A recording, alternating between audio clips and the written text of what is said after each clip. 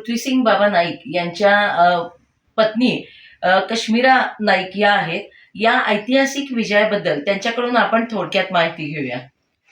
नमस्ते. नमस्ते madam. सुरुवातीलाच आपले जे एकनाथजी शिंदे असतील, श्रीकांतजी शिंदे असतील, उदय सामंत असतील, आपले लाडके आमदार सत्तूभाऊ, आपले लोकप्रिय खासदार धैर्यशील माने आणि जिल्हाध्यक्ष सम्राटबाबा महाडिक यांच्या समविचारानं बाबांना शिवसेना पक्षातून आपल्याला उमेदवारी जाहीर झाली होती.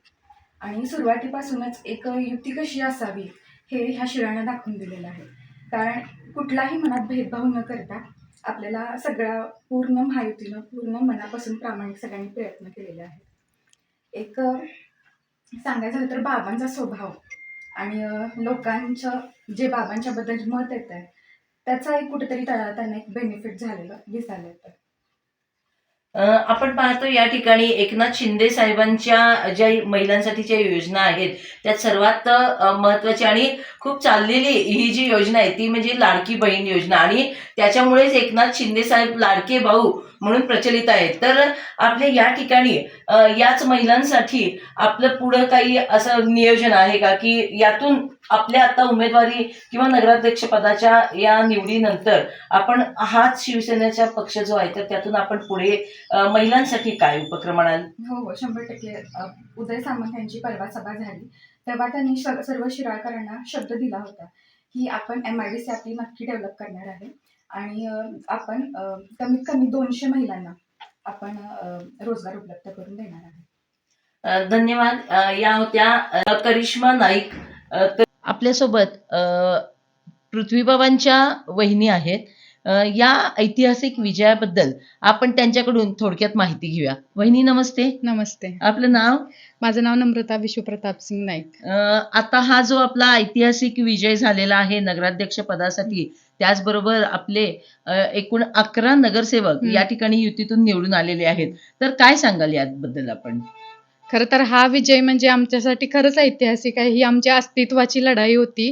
पूर्ण आमची प्रतिष्ठा पणाला लागलेली होती आणि जसं आम्हाला अपेक्षित होतं तसंच यश मिळालेलं आहे. म्हणजे पृथ्वीबाबा पण जसे पाहिजे होते तसे निवडून आलेले आहेत आणि आमचे म्हणजे पॅनेल सुद्धा आमचं निवडून आलेलं आहे.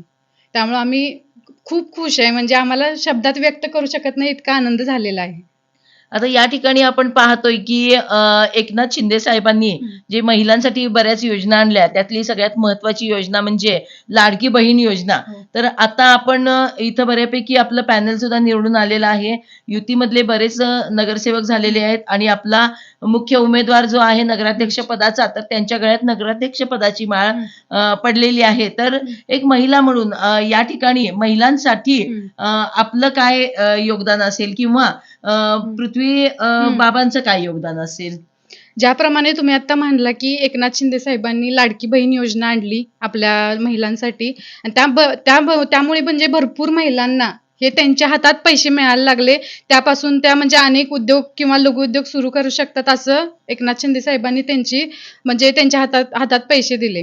ज्याप्रमाणे आता तुम्ही म्हणला की पृथ्वीबाबा नगराध्यक्ष झाल्यावर तर आता आम्ही असं करायचं ठरवलं की काही आम्ही हे घेणार आहे म्हणजे कार्यशाळा महिलांसाठी घेणार आहे की ज्यातून त्यांना छोटे छोटे उद्योग त्यांच्या हाताला काम मिळेल आणि म्हणजे काहीही असो की त्यांनी असा मोठा उद्योगच काढला पाहिजे नाही, तिथून त्या शिकून जातील थोड्याफार प्रमाणे आणि घरी बसून सुद्धा त्यांच्या हाताला काम मिळेल, त्यांच्या हातात रोजगार प्राप्त होईल आणि त्यांना थोडेफार पैसे मिळतील घर चालवण्यासाठी, ज्या स्वतःच्या पायावरती उभे राहतील.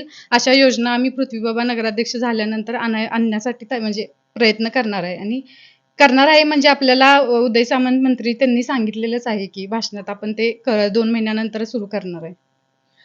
महिलांसाठी विविध कार्यशाळा घेऊन त्यांच्या ज्या काही शासनाच्या योजना आहेत त्या त्यांच्यापर्यंत पोहोचवून त्यांना छोटे मोठे लघु उद्योग करण्यास प्रवृत्त करणे आणि त्यांच्याकडून हे उद्योग करून घेणे, तर हे सगळ्यात महत्वाचं उद्दिष्ट महिलांसाठीचं या ठिकाणी आपल्याला नम्रता वहिनींनी सांगितलेलं आहे आणि नक्कीच त्याचा पाठपुरावा त्या करून घेतील अशी आपण अपेक्षा करू. आमच्या सर्व न्यूज टीम कडून आपल्या भावी वाटचालीस खूप खूप शुभेच्छा.